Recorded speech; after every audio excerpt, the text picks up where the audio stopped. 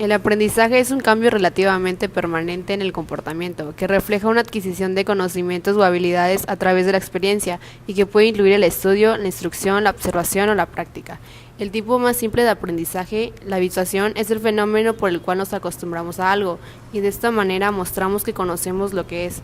El siguiente nivel de aprendizaje es en el cual formamos nuevas asociaciones entre un estímulo y una respuesta, es el llamado aprendizaje asociativo. Estos dos tipos de aprendizaje han recibido gran atención durante años, pero actualmente muchos psicólogos consideran el aprendizaje como algo más cognitivo. Los psicólogos cognitivos dirigen su atención hacia los procesos del pensamiento que tienen lugar en la mente de un animal o una persona, mientras que los conductistas afirman que un organismo que emite una respuesta determinada está mostrando una conexión automática estímulo-respuesta. El método de invertir una respuesta clásicamente condicionada, emparejando el estímulo neutral con el estímulo para una respuesta que no puede ocurrir al mismo tiempo que la respuesta condicionada indeseable, se denomina contracondicionamiento. John B. Watson estaba convencido de que muchos de nuestros miedos fueron adquiridos mediante condicionamiento clásico y trató de poner a prueba esta idea enseñándole a tener miedo de algo a un niño de 11 meses. Se le permitió primero a Albert jugar con una rata blanca de laboratorio para ver si le tenía miedo de las ratas. En ese momento no tuvo miedo. Posteriormente, mientras jugaba con la rata blanca, una barra de hierro fue golpeada con un martillo justo detrás de la cabeza de Albert. Como era de esperarse, el ruido provocó que Albert llorara atemorizado. Tras 7 emparejamientos de este tipo, Albert mostró una fuerte respuesta de temor cuando la rata era colocada cerca de él. Condicionamiento clásico es una forma de aprendizaje en que un estímulo previamente neutral es seguido por un estímulo que provoca una respuesta no aprendida. Como resultado del pareo del estímulo neutral y el estímulo neutral viene a provocar una respuesta que en la mayoría de los casos es idéntica o muy similar a la respuesta no aprendida. El proceso de condicionamiento clásico no depende de la conducta del individuo que está siendo condicionado. Terminología del condicionamiento clásico. Estímulo incondicionado. Este es un estímulo que puede provocar la respuesta sin ningún aprendizaje. En otras palabras, la respuesta a un estímulo incondicionado es innata. Respuesta incondicionada. Es una reacción innata no aprendida al estímulo incondicionado. Estímulo condicionado. El estímulo condicionado es incapaz de provocar la respuesta, pero adquirió dicha propiedad porque está emparejado con el estímulo incondicionado. Respuesta condicionada. Cuando una respuesta es provocada por el estímulo condicionado, se le refiere como respuesta incondicionada. Condicionamiento clásico. El estudio científico del condicionamiento clásico comenzó en Rusia aproximadamente a inicio del siglo XX, con un descubrimiento accidental hecho en el laboratorio de Iván Pavlov. Para estudiar la salivación, Pavlov implantaba quirúrgicamente tubos en los cachetes de sus perros. Esto le permitía medir el volumen de saliva producido cuando la comida era colocada en sus bocas. Pavlov notó que después de algunos días, los perros en el experimento comenzaban a salivar cuando el asistente entraba al cuarto con el plato de comida, antes de que la comida fuera colocada en sus bocas. Pavlov reconoció que una respuesta refleja innata en la comida, biológicamente preparada en el sistema nervioso de los perros, se encontraba ahora bajo el control de un estímulo arbitrario, la imagen del asistente. Pavlov supo que había sido testigo de un tipo de aprendizaje basado en la asociación repetida de dos estímulos. En muchas situaciones, la respuesta que queremos reforzar nunca ocurre. Lo que necesitamos hacer en este caso es reforzar las respuestas que son progresivamente más similares a la respuesta que finalmente quiere reforzar. Al hacerlo, incrementas de manera gradual la probabilidad de la respuesta de objetivo y puedes entonces reforzarla cuando ocurre. Esto se llama moldeamiento o el método de las aproximaciones sucesivas, dado que moldeamos la respuesta objetivo a partir de las conductas que sucesivamente se aproximan a ella. Existen 4 programas de reforzamiento positivo. El primero es la razón fija. En un programa de reforzamiento de razón fija, el reforzador será solo después de un número específico de respuestas. Este programa genera una tasa razonable de altas respuestas debido a que se requieren muchas respuestas para recibir el reforzador y por lo general hay una pausa después de cada reforzador es obtenido. Razón variable. En un programa de reforzamiento de razón variable, el reforzador se concede solo después de que se han obtenido un número variable de respuestas. Estos programas producen tasas muy elevadas de respuestas y el aprendizaje es casi permanente. Luego está el intervalo fijo. En este caso, el programa de reforzamiento no se basa en el número de respuestas, sino con el paso del tiempo. Intervalo variable. Por último, hay un programa de reforzamiento en el que primera respuesta obtenida después de un periodo variable es reforzada, como en el programa de razón variable. Este programa de intervalo variable produce tasas elevadas de respuesta constante y aunque no constituye una buena programa de aprendizaje inicial, genera un desempeño muy estable cuando la respuesta ha sido aprendida parcialmente mediante un reforzamiento continuo. De esta manera, programas diferentes de reforzamiento positivo resultan en patrones distintos de conducta. Es muy importante para cualquiera que sea responsable de manejar la conducta de otra persona, tal como maestros, padres u supervisores. Programas de reforzamiento positivo. Hasta este punto hablamos sobre el reforzamiento positivo como si cada respuesta fuera siempre seguida por un reforzador, una situación conocida como reforzamiento continuo. Consistencia en la aplicación del reforzamiento. Para que el aprendizaje tenga lugar, el individuo que proporciona el reforzamiento positivo debe darlo consistentemente después de cada respuesta. También existe el reforzamiento primario y secundario. Los reforzadores primarios son reforzantes de manera innata y no tienen que ser adquiridos mediante el aprendizaje. Y los secundarios se aprenden mediante el condicionamiento clásico. Recuerda que el condicionamiento clásico implica la asociación de dos estímulos, un estímulo neutral que puede transformarse en un reforzador secundario. También se deben destacar dos asuntos importantes en la aplicación del reforzamiento positivo, que es la inmediatez, que es que el reforzador positivo debe darse dentro de un periodo corto o posterior a la respuesta. Entre más larga sea la demora entre la respuesta del reforzador, más lento será el aprendizaje. Esto se le conoce como la demora del reforzamiento. El reforzamiento positivo ocurre cuando la consecuencia de nuestra conducta resulta en un incremento en la probabilidad de que volvamos a manifestar dicha conducta en el futuro. En el reforzamiento positivo, la consecuencia de la conducta son positivas, así que la conducta se manifiesta con mayor frecuencia. La conducta se vuelve más frecuente, se define como la respuesta operante y la consecuencia positiva. Se denomina reforzador positivo.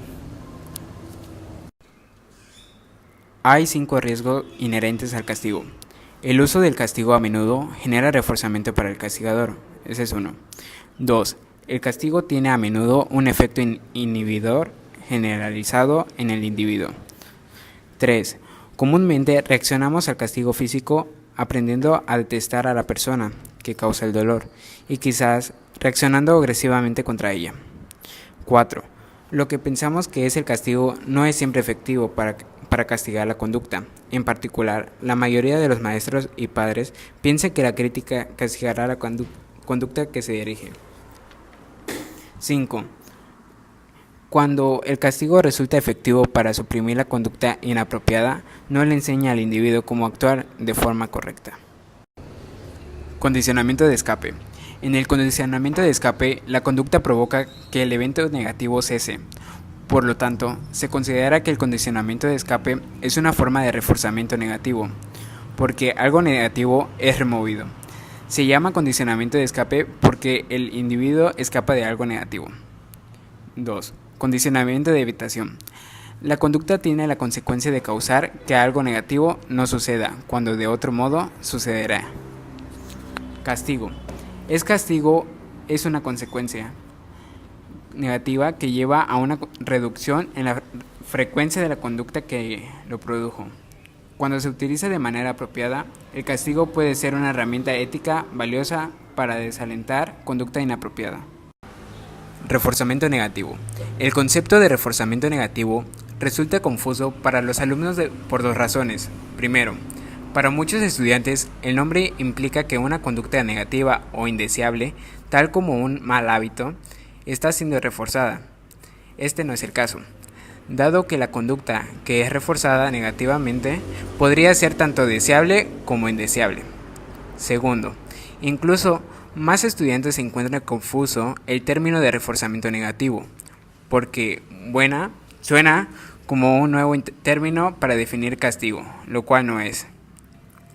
Lo que se quiere decir con reforzamiento negativo es una conducta es reforzada y, por tanto, se vuelve más probable de ocurrir, porque algo negativo es removido por la conducta o no sucede ya gracias a la conducta. Hay dos tipos de condicionamiento que se basan en el reforzamiento negativo. Condicionamiento de escape. En el condicionamiento de escape, la conducta provoca... El concepto de autorreforzamiento es importante desde el punto de vista cognitivo del aprendizaje. Desde este punto de vista, se considera que los individuos ejercen gran influencia sobre su propio entorno. no solo dependen de las recompensas y los castigos que les puedan venir de agentes externos, sino que también son capaces de recompensarse y castigarse a sí mismos, de manera que esto les ayuda a desarrollar nuevas pautas de comportamiento. Bandura utiliza el término de autocontrol para abarcar tanto las influencias del reforzamiento como el castigo que uno se impone a sí mismo. Si podemos aprender cómo aprende la gente, podemos ayudarles a hacerlo de forma más satisfactoria y más productiva socialmente. Alcanzar este conocimiento sobre el aprendizaje impone, por supuesto, una especial responsabilidad sobre esos líderes sociales y educadores que están en posición de decidir lo que quieran que los demás aprendan. Perspectivas cognitivas del aprendizaje. Los psicólogos cognitivos creen que hay más que todo eso. Aunque están de acuerdo en que el condicionamiento clásico y operante son vías importantes del aprendizaje, sostienen que no son las únicas vías. Incluso en el aprendizaje asociativo se necesita más que una simple explicación mecánica para dar cuenta de los importantes procesos de pensamiento que intervienen entre el estímulo y la respuesta. En el centro de las interpretaciones cognitivas del aprendizaje está la convicción de que los seres humanos e incluso los animales de nivel inferior no son solo criaturas en un medio ambiente, sino que se desarrollan en sus propias capacidades para comprender la naturaleza de su mundo y para poder demostrar esta comprensión cuando están motivados para hacerlo. Aunque el ambiente afecta ciertamente al comportamiento, la persona o animal juega también un importante papel en su propio aprendizaje. El aprendizaje no es solo el resultado de fuerzas externas, como el condicionamiento, también es interno. Se está produciendo un proceso que no podemos observar directamente. Un hecho que sirve para demostrar los aspectos cognitivos del aprendizaje es el fenómeno del bloqueo, que muestra la importancia de la habilidad del animal para conocer la atención antes de que tenga lugar el condicionamiento. ¿Por qué ocurre el bloqueo? Hay dos explicaciones teóricas.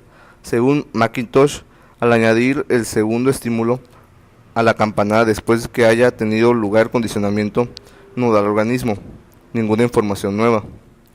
Según Rescorla y Wagner, dicen que existe un límite para la cantidad de condicionamiento que el estímulo incondicionado puede soportar. Si un organismo está condicionado a un estímulo, no hay la suficiente fuerza de condicionamiento para permitir que otro estímulo adquiera la fuerza excitatoria suficiente para convertirse en un estímulo condicionado. Aprendizaje latente. El aprendizaje latente es un tipo de aprendizaje que ocurre, pero no se manifiesta hasta que el organismo es motivado para hacerlo. Edward C. Tolman dirigió unos experimentos que confirmaron estos hallazgos y que también confirmaron su fuerte carencia en la importancia de la finalidad en el aprendizaje. Carencia que expresó en su libro titulado Comportamiento hacia una meta en animales y seres humanos. También mantuvo que la comprensión, más que el condicionamiento, es la esencia del aprendizaje y que los animales y las personas aprenden innumerables cosas a lo largo de su vida, por las cuales son reforzados sin otra recompensa más que la satisfacción y el aprendizaje del mismo. A menudo no muestran ese aprendizaje hasta que tienen alguna razón u objetivo para hacerlo. Aprendizaje por observación. El poder del aprendizaje por observación ha sido confirmado en experimentos en los que niños que ven a una persona adulta pegando, tirando al suelo y dando patadas a una muñeca inflable tienden a actuar de manera más agresiva que aquellos niños cuyo modelo es una persona tranquila. Los psicólogos cognitivos que enfatizan el papel del aprendizaje por observación son partidarios de la teoría del aprendizaje social. Albert Bandura, el más eminente del aprendizaje social en Estados Unidos, ha dirigido muchos experimentos que confirman la importancia de este tipo de aprendizaje, también llamado aprendizaje vicario o modelado. Bandura identificó 4 pasos para el proceso del aprendizaje por observación. Número 1. Prestar atención y percibir los aspectos relevantes del comportamiento. 2. Recordar el comportamiento, también a través de palabras o imágenes mentales. 3. Convertir en acción la observación recordada. 4. Estar motivado para adoptar el comportamiento. Factores biológicos del aprendizaje. El aprendizaje es un proceso poderoso que literalmente moldea nuestras vidas. Sin embargo, no debemos exagerar la importancia de ningún proceso psicológico, incluso el aprendizaje. Debemos tener en mente que nuestra capacidad para aprender de la experiencia no es ilimitada. Está influida en muchas otras formas por factores biológicos. Nuestra naturaleza biológica puede influir en lo que la gente puede aprender. Parece ser que la gente está biológicamente preparada para aprender ciertas clases de temores más fácil que otros. Es mucho más fácil condicionar clásicamente un temor a cosas que tienen alguna asociación intrínseca al peligro, como serpientes, alturas o sangre, que condicionar un miedo a cosas realmente neutras, como loncheras y patines. El proceso evolutivo nos ha preparado para aprender más fácil mediante condicionamiento clásico algunos temores potencialmente útiles que aquellos inútiles. Resulta interesante que estamos preparados para aprender a temer solo a las cosas que deben haber sido peligrosas para nuestros ancestros evolutivos. Los temores no pueden ser condicionados fácilmente a los estímulos peligrosos modernos, tales como los contactos. En un estudio inteligente, Cook y Meinecke le mostraron a monos criados en laboratorio que nunca habían visto una serpiente, videos de monos salvajes comportándose con temor en presencia de serpientes artificiales y comportándose sin temor en presencia de flores artificiales. Como se hubiera esperado, los monos de laboratorio mostraron incrementos sustanciales en su temor a las serpientes artificiales. Sin embargo, a otro grupo de monos de laboratorio se le proyectaron videos editados que parecían mostrar que los monos salvajes tenían miedo de las flores y no de las serpientes. La exposición a este video no generó miedo a las flores artificiales. Al igual que los humanos, los monos están preparados biológicamente para aprender a temer algunas cosas como las serpientes y no a otras como las flores. Un ejemplo de estos experimentos puede mostrarse mediante una de las experiencias del investigador. En una tarde trágica se comió 8 hot dogs. 2 horas más tarde tenía muchas náuseas. Como resultado, pasaron varios años antes de que volviera a comer otro hot dog. Esta experiencia de aprender a sentir aversión a los hot dogs es un ejemplo de aversión condicional al sabor. Un resultado en particular triste con relación a nuestra facilidad para adquirir aversiones gustativas mediante condicionamiento clásico puede ser visto en el tratamiento del cáncer. Algunas formas efectivas de quimioterapia y terapia de radiación abdominal tienen el efecto lateral de provocarle náuseas al paciente por un rato después del tratamiento. Los individuos que sufren de estos tratamientos no solo se encuentran muy incómodos, sino que también tienden a perder el apetito, causando pérdida de peso, lo que complica sus problemas de salud. Aparentemente, la náusea provocada por la quimioterapia puede crear aversiones condicionadas al sabor de la comida que se ingiera previo a la terapia, y por un periodo puede llevar a los pacientes de cáncer a evitar muchos tipos de. Cambiando a un caso más positivo, John García y sus colegas en el área de preservación de la fauna silvestre han aplicado de una forma creativa y útil el conocimiento de las aversiones condicionadas al sabor. En algunos estados del oeste de Estados Unidos existe un serio conflicto de intereses entre los rancheros que tienen ovejas y los preservacionistas de fauna silvestre, debido a que los coyotes matan muchas ovejas.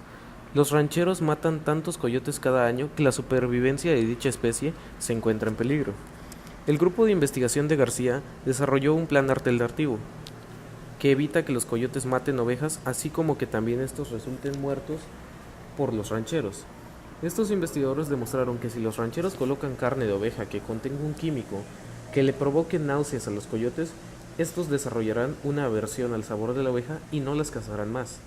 Mediante este método, ovejas y coyotes pueden coexistir en paz.